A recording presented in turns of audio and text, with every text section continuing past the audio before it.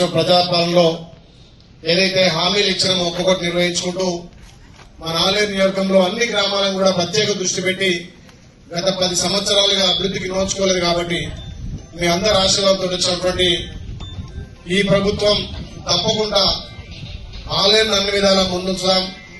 ప్రభుత్వ పరంగా కూడా రైతన్నలకు పెద్దపీట వేసినటువంటి ప్రభుత్వం ఈ బడ్జెట్ లో రైతాంగానికి 73,000 కోట్లు కేటాయించినటువంటి మన ప్రభుత్వం మొన్ననే మీ అందరికీ కూడా 2 విడతలుగా రైతు రుణమాఫీ చేసినటువంటి ప్రభుత్వం రేపు ఆగస్టు 15న ఉన్నటువంటి 2 లక్షల వరకు కూడా ప్రతి రైతన్నకు రుణమాఫీ అవుతుంది. ఇంకెవరైనా చిన్న చిన్న సాంకేతిక లోపాల వల్ల గానీ ఉన్నా కాకపోతే అక్కడ బ్యాంక్ లో స్పెషల్ ఆఫీసర్ ఉంటారు, అక్కడ వాళ్ళ ద్వారా అందరికి కూడా మాఫీగా చర్యలు తీసుకున్నాం. అందులో భాగంగా ఇక్కడ నాగేష్ గారి గ్రామ పెద్దలు కూడా నిధులు లేకుండా నా సొంత నుంచి ఫస్ట్ గా తర్వాత ప్రభుత్వం తీసుకుంటా అని చెప్పి ఇక్కడ సుమారు 4 లక్షలతోటి అదేవిధంగా ప్లాంట్ తో పాటు ఏటీఎం మిషన్ కూడా ఇవ్వడం జరిగింది.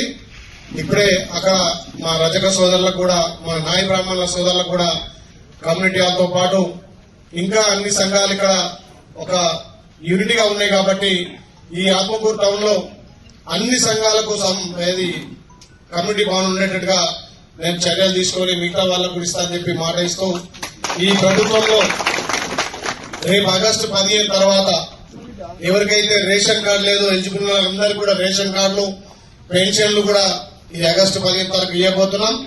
దాంతో పాటు ఈ ఆలేరు నియోజకవర్గానికి 3,500 ఇందిరా మిల్లు వచ్చినాయి.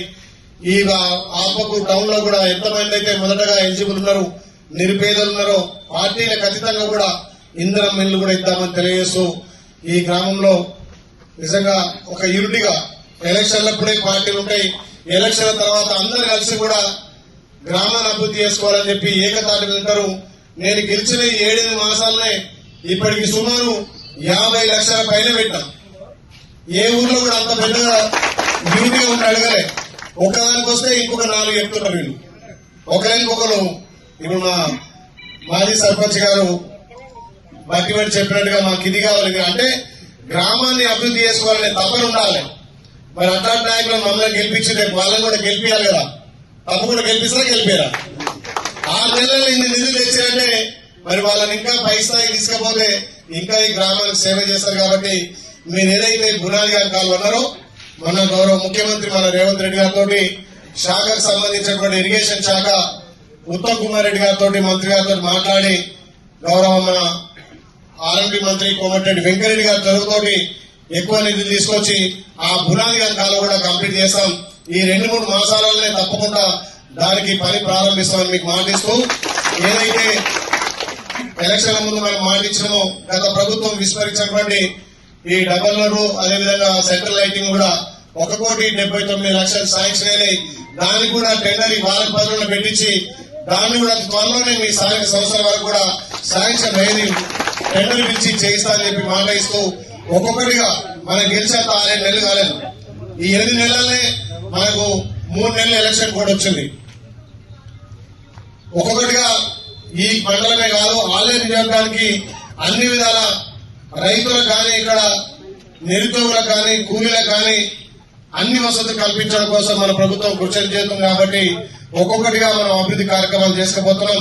తప్పకుండా మేజర్ గా మనకి బునాది గారి కాలం వస్తే ఇంకా రైతాంగానికి మంచిగా ఉంటుంది. కాబట్టి ఎక్కువ మన సాగులో భూములు వస్తాయి. కాబట్టి దాని మీద ప్రత్యేకంగా ఇక్కడ తుంగతుర్తి ఎమ్మెల్యే చామల్ గాని మందర సామల గాని భువనగిరి ఎమ్మెల్యే అనిల్ కుమార్ రెడ్డి గారిని ముగ్గురం కొట్లాడి మంత్రి గారితో కూర్చొని దాన్ని శాంక్షన్ చేయించాం. 300 కోట్ల పైన అమౌంట్ అవుతుంది. కాబట్టి దాన్ని కూడా అక్కడ జీవో తీసుకొచ్చి చేయిస్తామని చెప్పి మాటిస్తూ ఈ గ్రామాన్ని తప్పకుండా అన్ని విధాలు అభివృద్ధి చేసుకుంటూ ముఖ్యంగా 8 మండలాలు ఆత్మకూరు మండలం అంటే యూనిటీకి మారిపోయారు, ఐక్యతకు మారిపోయారు.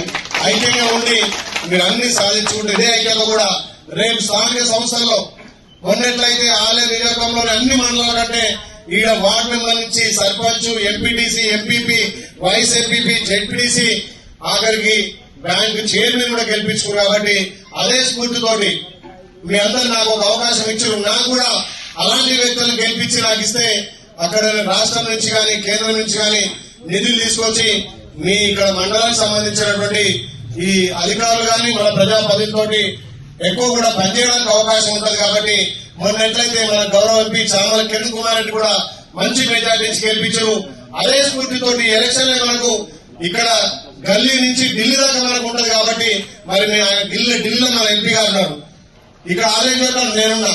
మరి గ్రామాల్లో కూడా మనకు సర్పంచులు, మెంబర్లు, వార్డు మెంబర్లు, ఎంపీటీసీ, జెడ్పీటీసీ, జెడ్పీ చైర్మన్ దాకా మనం పోవాల్సిన అవసరం ఉంది కాబట్టి మీరందరూ ఇదే యూనిట్ తోటి, ఇదే ఐక్యతతోటి రేపు స్థానిక సంస్థల్లో భారీ మెజార్టీ గెలుస్తాం. కానీ 8 మండలాల్లో ఆత్మకూరు అంటే హైయెస్ట్ మెజార్టీని చూపించే మనకు నెల టైం పడుతుంది. ప్రభుత్వం నుంచి శాంక్షన్ వచ్చిన అమౌంట్ రావాలంటే 2 నెలలు పడుతుంది.